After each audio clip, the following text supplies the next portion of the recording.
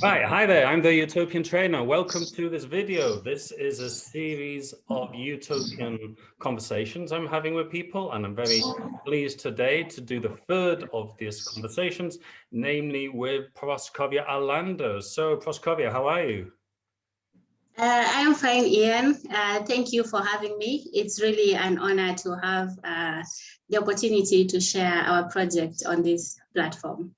That's really great. Yeah, 'cause we're both on this course on Mind Valley at the moment, and the work that you were talking about, the kind of future goals that we had to what was it? With Ken Honda was saying we should be celebrating the future goals, but in the present tense. And I was really interested in the work that you were doing. So I thought this kind of fits in very well with the utopian series of interviews that we're doing here. So where exactly are you at the moment? So currently I am in Kenya. Yeah.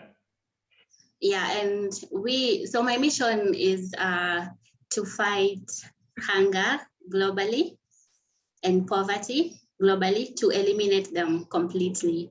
And I believe that it's very possible to do that. Okay. And you're in this city which is by this lake, isn't that right? I am in Nairobi. So Nairobi, you're in Nairobi. Okay. Yes. Okay. Yes. Yeah.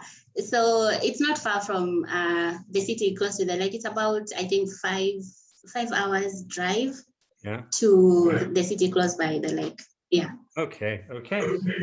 So do you want to tell us more about your work? Yes. Okay. So I'll start by briefly introducing myself. So I am Proscovia Alando. I am a Kenyan, currently working as the co-founder and head of business development at Resect. So Resect is an animal food production company startup in Kenya, where we farm insects as alternative protein source in animal feed formulation. There's an interesting story behind how I ended up at Resect. So I've always been passionate about environmental conservation and sustainable food production.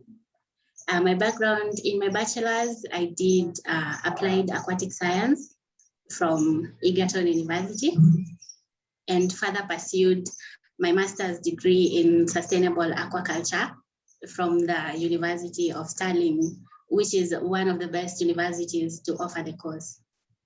I did this because I wanted to venture into a career that really didn't only focus on making money, but also ensure that we took care of the environment and the people.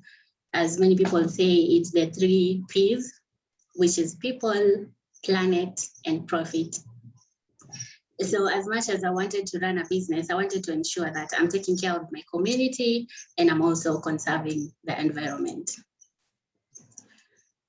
So once I completed my master's study, I came to Kenya with the aim of establishing a fish farm. And the fish farm would ensure a creation of employment, sustainable food production, and poverty elevation while conserving the environment. So I started doing research on what do I need to establish this fish farm. And I quickly realized that there was a high cost of production, which had always been there over the years. So high cost of production, poor quality feed, and poor quality fingerling. So fingerling are just the small fish that we used to stock in the pond. We feed them and then we harvest them after they grow and then sell. So the high cost of production was due to a high cost of protein. Mostly in Kenya, the protein we use is fish meal and soybean that we use in animal feed formulation. Fish meal was expensive because of overfishing, use of illegal fishing gear, and pollutions of the lake. And soybean, on the other hand, was not locally produced, and it was also associated with a massive deforestation. And so I decided to look for alternatives because it's something I really wanted to do. And my search for alternatives led me to black soldier fly. So black soldier fly is an insect which is rich in protein, and they feed on organic matter. So these insects can be used as an alternative protein source in animal feed formulation. So my search for the alternative protein source led me to Resect, where I currently am at. Does when you say organic matter, does this thing also include sewage? It could, because they can feed on, let's say, something like pig waste or human feces. Okay. They can feed on human feces. So if that qualifies as sewage, then yes. Yeah, and chicken waste. Yeah. So maybe I can briefly share about like the project. I can share the screen about the project at Resect, like what we are currently doing. Yeah.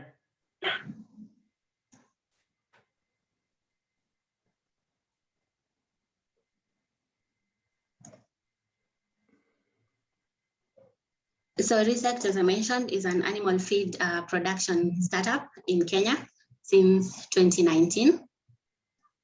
We produce feeds for poultry, fish, and pigs. And we are co-founders from Kenya and Switzerland, currently carrying out a pilot project on this black soldier fly. So the fly is just a black fly with white legs, as you can see here. And they are a good source of protein. So they contain about 42% protein and 35% fat. And they're also a source of calcium, vitamins, and amino acids. So we're usually interested in the larval stage of the life cycle development because the larvae has the highest protein content, protein and fat content. So during the developmental stages, once the fly lays eggs, the eggs hatch into larvae, and the larvae goes through 5 instars before turning into pre-pupa. So we're interested in the larval stage where we can harvest and we feed directly to to fish, to pigs, to poultry. We can also process it into powder form and use as human food. The interesting thing about our project is that we function on a circular economy basis, whereby once we receive waste from hotels or fruit vendors, we feed the waste to the larvae for about 15 days. Once the larvae are ready, we can feed them directly to fish, to chicken, or to pigs, or we can process the larvae into powder form and mix with the other ingredients to make a complete animal feed. Now, if you're a fish farmer, usually there's, once you harvest your fish, there's the mud that is left in the pond. So this mud can also be harvested and used to feed the black soldier fly. If you're keeping chicken, you have chicken waste. Chicken waste can be harvested to feed the black soldier fly larvae. If you have pigs, the pig waste can also be harvested to feed the black soldier fly larvae. So one waste from another system is used as an input in a different system. And the byproduct after the whole process is also used as a fertilizer. So nothing really goes to waste. So currently at our pilot facility, we do process the waste by ourselves. So once we receive the waste from different sources, we process it into smaller particles.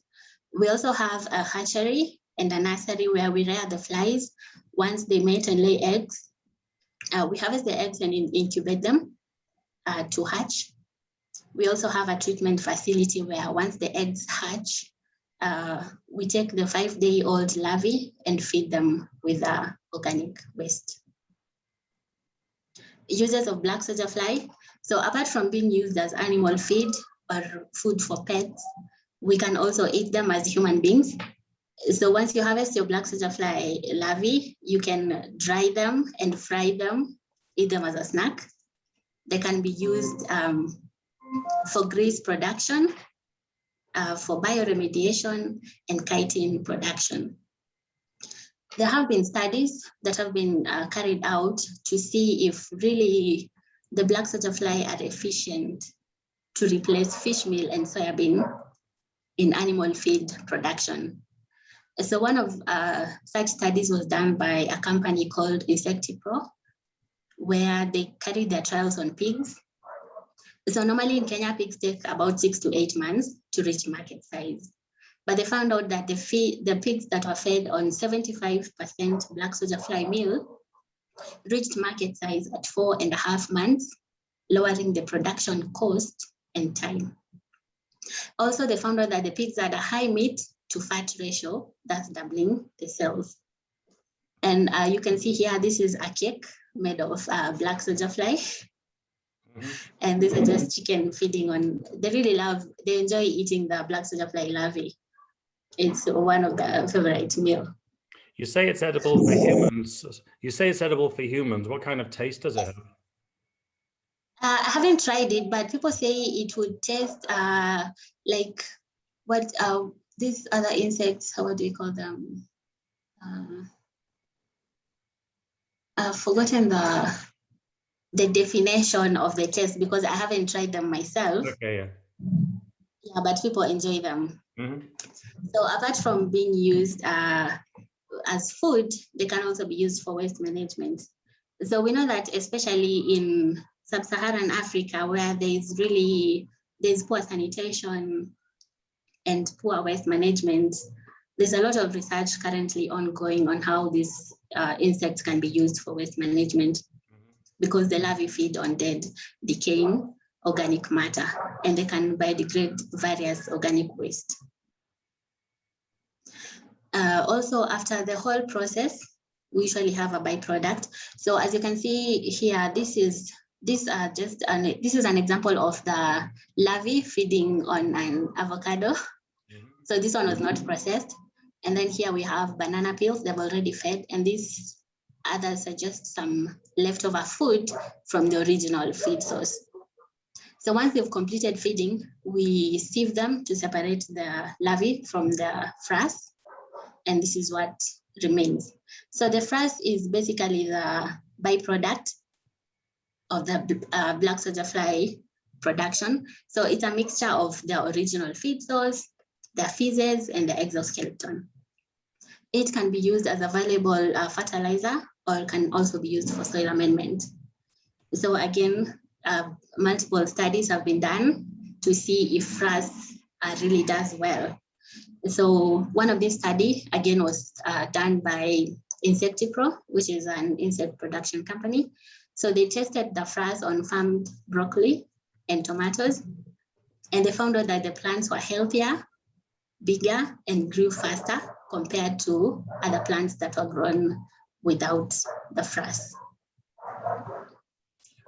At Resect, currently Resect has trained more than 150 small-scale farmers in Kenya with the black soldier fly production technology. And the aim is to train even more farmers, and especially youth groups. We do offer support to farmers with the setup of the facility and consultancy. And you have a portable starter kit that farmers could use for backyard farming as they manage domestic waste. So this is the starter kit. It's very simple to use and efficient, and anyone can use it, even to manage your kitchen waste or home waste. So our plans for this year and the coming year, we're looking to expand into a bigger location. And our aim is to process at least 3 tons of organic waste per day and approximately 1,000 tons per year. We aim to produce 20 tons of black soldier fly larvae meal per year and 300 tons of fertilizer. So for this, we would need investments about 80,000 USD. We also need a steady source of organic waste because we depend on the waste to have a product. And we need to secure an area near a waste source in Nakuru, Kenya. So that's basically where we're at currently. Okay. Wow. That's really interesting. And did I understand this right? Is this like organic? So this has not been done with chemicals? No. Yeah, there's no chemical involved in the whole process. And even the fertilizer, you know, people might use different fertilizers that have different chemicals, but the fertilizer from the whole process does not contain any chemical at all. Okay. So with regards to selling this in Kenya, who are the main competitors you have? So currently I would say competitors are, because it's an emerging livestock. Yeah. The main competitors are the people who have already, they already have a product in the market. Because for us, we have been doing pilot projects and trying to increase production. Mm-hmm. But again, we only have very few producers, countable producers, and they're far from our location. So meaning they're not really competitors. Maybe they're just ahead, which we can catch up, and we can also produce to meet the local demand at the area where we are. Okay, so it's like a market which is like emerging at the moment. It's like a new market. So, all right, because I was like wondering whether but generally with fertilizer, is like fertilizer in Kenya being produced in Kenya, or is it being imported into Kenya? So we have a mixture of both. We have some, if they are large scale farms, they would import some. Yeah. But most of them would buy the local produce. Okay. Yeah. I think this is a related question. Is it the case in Kenya that the food that people buy or the other things people buy is it from Kenya or is being imported from other countries? So it depends on what food. Yeah. So especially in my industry where I wanted to establish a fish farm, one of the challenge was there were cheap fish being imported from China. Yeah. So there was a lot of fish imported from China.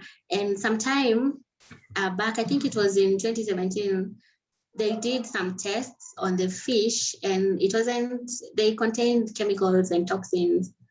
So they were cheap, but not like good quality. Although people, if you are a low income earner and you don't really have enough money to buy food, you will go for the cheaper option without thinking twice. So that was one of so there are challenges with imports from other places, Yeah. The reason I asked this is I saw this program being done by ZDF in Germany about the effect of European Union subsidies in Africa, because basically it was saying, it was talking about Senegal though, and saying that it's cheaper in Senegal, in Dakar, to buy something from the European Union than to buy something from Senegal. So I was wondering if it was a similar thing happening in Kenya.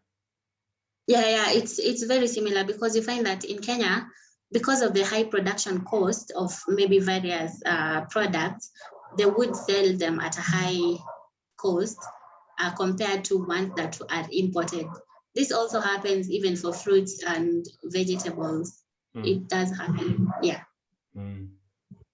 Okay, yeah, just good to see like the wider perspective on this kind of these issues here. Now you were saying that you said right at the beginning, you have like the goal of having like zero poverty. So how does this link in with combating poverty? Okay, so my idea is, I believe that as human population, we have the capacity to produce food efficiently and sustainably to meet the needs of the global population. Mm-hmm. If I use the example of slums, what if slums could be constructed in a way that they go vertical, like it's a story building, and then there's space left for food production, meaning that this would be creating employment, providing food. Okay, so I just have an example of, let me try and see if I can share a screen.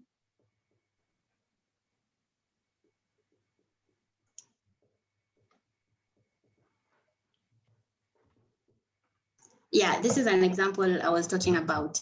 Yeah. So what if the slums could be built into a story-like system whereby we have enough space to farm food? We could also farm food on rooftops. We could also farm food the size of it, of buildings. So as long as there is work, there is creation of employment, which alleviates poverty and hunger. So it beats like two, what do you call it? Two birds with one stone. Yeah. So this is an example of rooftop farming, which is very possible. It can be done. It has been done. Oh yeah. Another, yes. Oh, sorry, go on. Yeah. Another example would be a vertical garden. So how can we utilize the space that we have to farm enough food sustainably to meet the needs of the global population? We can have a vertical garden. We can have slums building a story building, whereby on top of that building, we also have food production. Mm-hmm. Another thing we could do is we can do aquaponics, where we produce large amounts of fish, and on top of the fish, we produce plants or even fruits and vegetables. So utilizing space to the maximum efficiency to ensure that we produce enough food for the global population, or integrating different farming methods sustainably to produce enough food for the global population. Oh, yeah. So I believe that it's very possible to share if we integrate different farming methods that will be creating employment and alleviating poverty. Yeah. The thing I like about this is it kind of deals with the tension of like economy and environmentally friendly techniques. I'll give you an example. So I used to live in this small place in Wales, which is a poor area. And sometimes an initiative will come, they say, we want to invest money to this nature park to turn some of it, knock some trees down, put some houses there. And I'm thinking this is terrible, but people are thinking, no, it provides jobs. And this is often the answer given. It's being given, we need jobs, we need money, we need money, we need jobs. So because of that, I like the fact that in your thing is like, we're trying to like poverty reducing, creating jobs, while at the same time, something which is like sustainable, I suppose is the right word to use with it. Yeah, I believe it's very possible. Yeah, but this brings into the question the issue of profit, in terms of whether this, like whether your organization, your company is it should be a profitable business, but how do you intend to, what do you intend to do with the profits? Okay, so we intend to train after we have successfully established that the project works and it's a viable project, we intend to establish multiple facilities across Kenya first, where we become trainers of trainers. So we train people to train other people on the sustainable food production methods. So we're going to we put money into the business to train even more people to produce food sustainably. Okay, so it's got like a pedagogical like aspect to it. Yeah. Yeah. I like that. Yeah. Just out of interest, it's a different issue, but there's this. I was talking with David Denker in the last interview I did about the planting of this great green wall in the middle of Africa.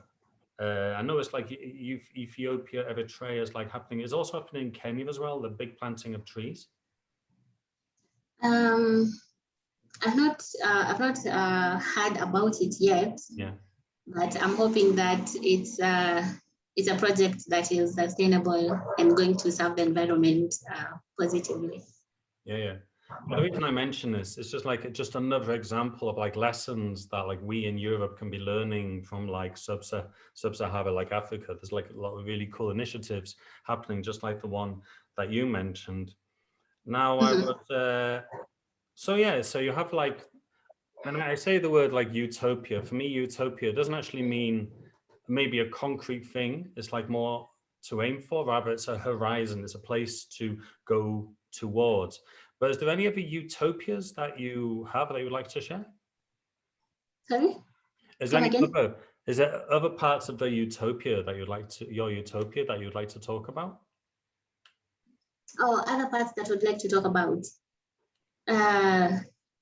So I would say that my main focus is to eliminate hunger and poverty. And I believe even if you're not from the sustainability industry, it doesn't matter. We can still work together. We can come together as a community to work on a common goal. So for instance, let me take if someone is from IT or even artificial intelligence, we can use that system because now we can integrate that into sustainable food production to monitor, like, how are these crops doing in real time? So that we have, if anything happens to the crops, we have a notification in our phone immediately showing us that, oh, something has happened, we need to fix that. So I believe that everyone from different industries can come together to work towards a sustainable future. Yeah, so just looking at ways to work with different people and integrate some innovative ideas, because someone, even from construction or engineering, they might have a design that would fit perfectly to our plan that we have. So that's what I'm really looking forward to, bringing people together. Okay. Now I'm looking at the time, and I know you're a busy woman, so I don't want to keep you too long. So I'll just ask maybe like one last question, is that, I mean, we're both doing the same course, the same Money EQ course with Ken Honda. And I mean, the reason why I get into Utopia is because I think that we need hope. Because I think it's easy to complain, and I see in Facebook and Twitter, there's a lot of this is bad, that is bad, this person's this, I can't believe these people, they're so stupid. I see a lot of this, a lot of the YouTube channels are also, they're so stupid, these kind of people. So I think it's necessary to have this hope. But in this context of hope, we were given the task of like celebrating a future success. So bringing this future feeling to the present. And I don't find this so easy myself. How is it with you with this? For me, so before I started the course, I was at a really difficult place. And I think that is one of the things that prompted me to take the course. And as I was taking the course, I had a mindset shift, a shift in mindset, whereby I started thinking of things as happening for our good. If we do things with good intentions, then we have nothing to worry about. So just do what you have to do and leave it, as they say, leave it to the universe, or do your best, the best that you can, and then leave it. So once I understood that, I decided, okay, I know this is something I really want to do, and I've done all that I can, and I'm still doing all that I can. So what I can do is to celebrate the success before I actually see it.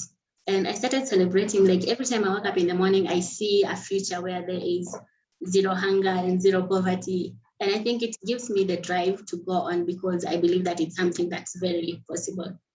So just starting with the end in mind gives me the fuel to go on. Well, this is a strong thing that you hold. I can see when you're talking about your work that this is something which is your passion. It's something which moves you.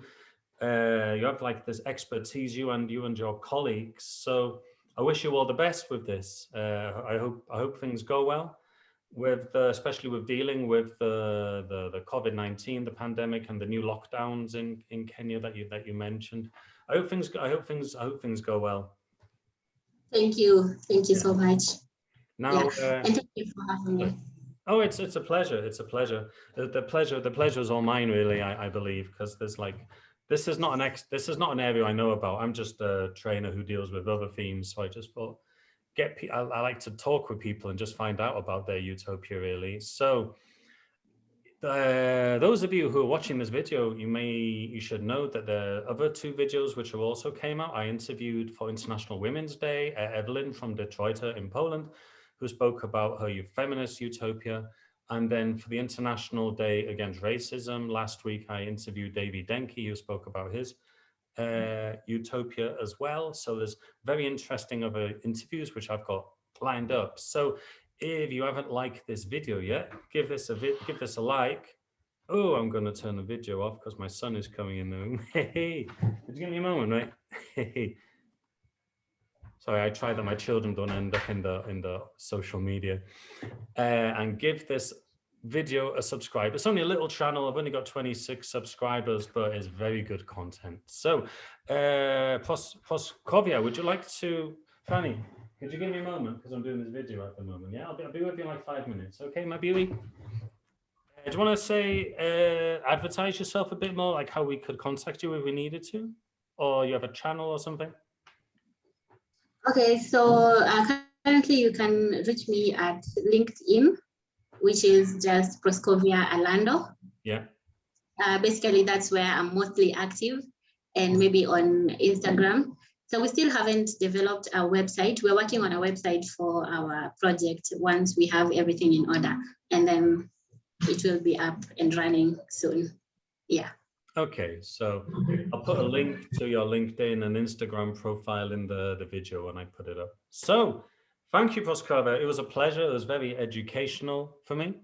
And I'm going to wish you and all my viewers a good day. Bye, everyone.